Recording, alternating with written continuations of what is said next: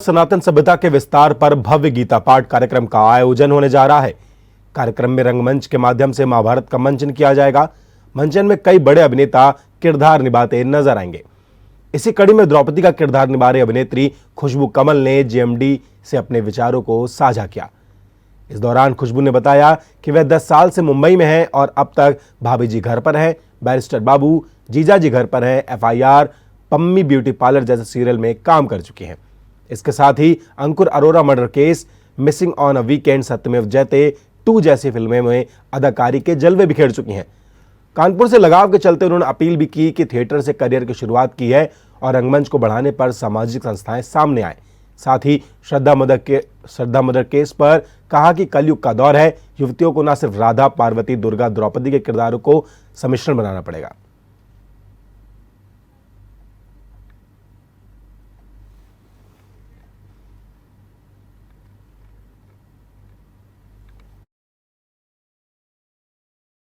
JMD news में इस वक्त अभिनेत्री खुशबू कमल हमारे साथ हैं। आइए उनसे बात करते हैं, क्योंकि गीता जयंती है और उसमें जो प्ले होने वाला है उसमें इनका किरदार है।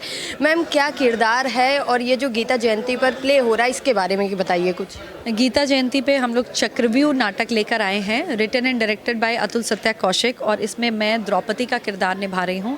ये द्रौपदी वो द्रौपदी नहीं है जो भारी भरी सभा में जिसका चीरहरण हो रहा है और जो श्री कृष्णा को गुहार लगाती है अपनी मदद के लिए।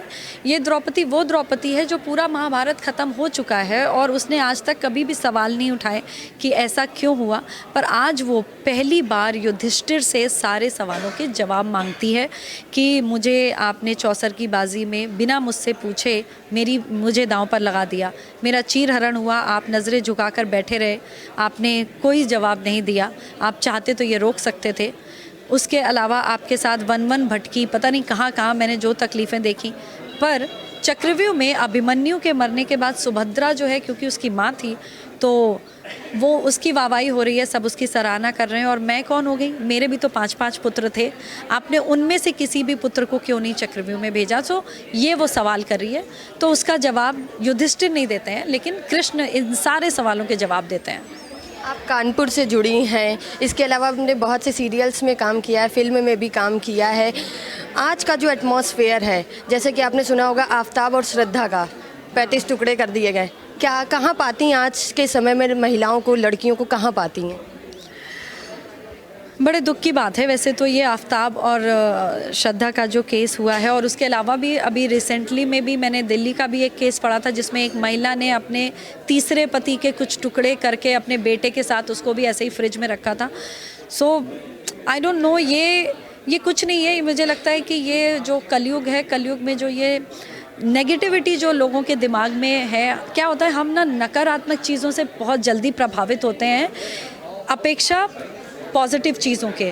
तो ये इस तरीके की न्यूज़ जो आ रही, तो कोई भी नेगेटिव चीज़ हमारे आसपास होती है, नेगेटिव आदमी होता है, ख़राब आदमी होता है, उसके लिए हम पहले अट्रैक्ट होते हैं, उसके बारे में जानना, उसके बारे में पढ़ना, उसको वो चीज़ को अपने अंदर लाना, वो हम सबसे पहले अडॉप्ट करते हैं। इंस्टेड ऑफ अगर कोई बोलेगा कि आप वेजिटेरियन हो जाइए, नॉन वेजिटेरियन मत रहिए, तो लोग बोलेंगे नहीं नहीं, नॉन वेज खाने में मज़ा आता है, बोलेंगे नहीं smoking is injurious to health, लेकिन मज़ा तो आता है ना। तो ये कहीं ना कहीं हम सिर्फ बिना सोचे समझे क्या करते हैं कि हम बिना सोचे समझे उस चीज़ को फॉलो करते हैं।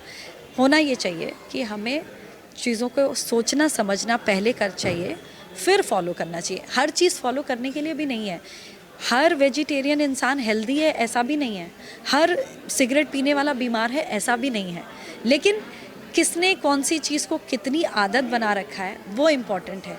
तो आई थिंक सोच समझ कर निर्णय लेंगे, और वो सोचने समझने की जो शक्ति आती है वो जो है सकारात्मक मानसिकता के साथ आती है। अगर आप पॉजिटिव एटीट्यूड रखते हैं ज़िंदगी में तो ही आप कुछ सोच समझ पाते हैं, क्योंकि नेगेटिव एटीट्यूड आपको एंगर की तरफ ले जाता है, और एंगर के वक्त जब आप गुस्से में होते हैं ना, तो फिर आपके सोचने समझने की शक्ति क्षीण हो जाती है।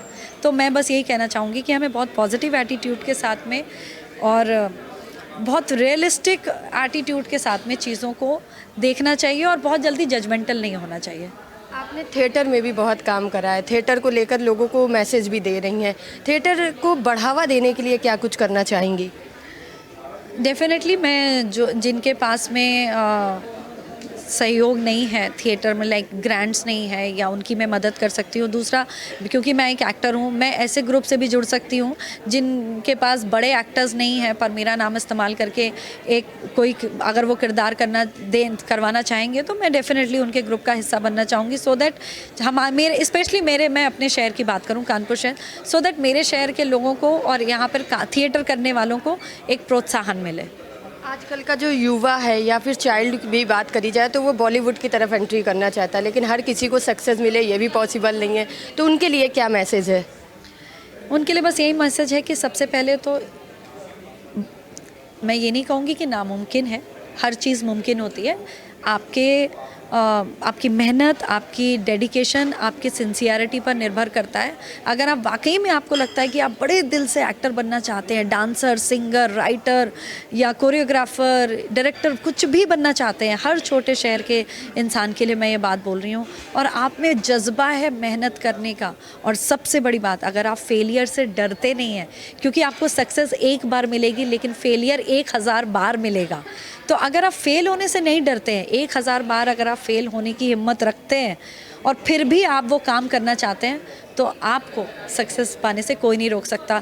थॉमस एडिसन ने भी बल्ब बनाने से पहले 1000 बार एक्सपेरिमेंट किया था, तब जाके बल्ब बना पाए थे। मैम लास्ट क्वेश्चन, आपने गीता भी पढ़ी हुई है, महाभारत में अब आप किरदार भी निभा रही हैं, आजकल की जो मौजूदा लड़कियाँ उनको कौन सा किरदार अपने अंदर ढालना चाहिए?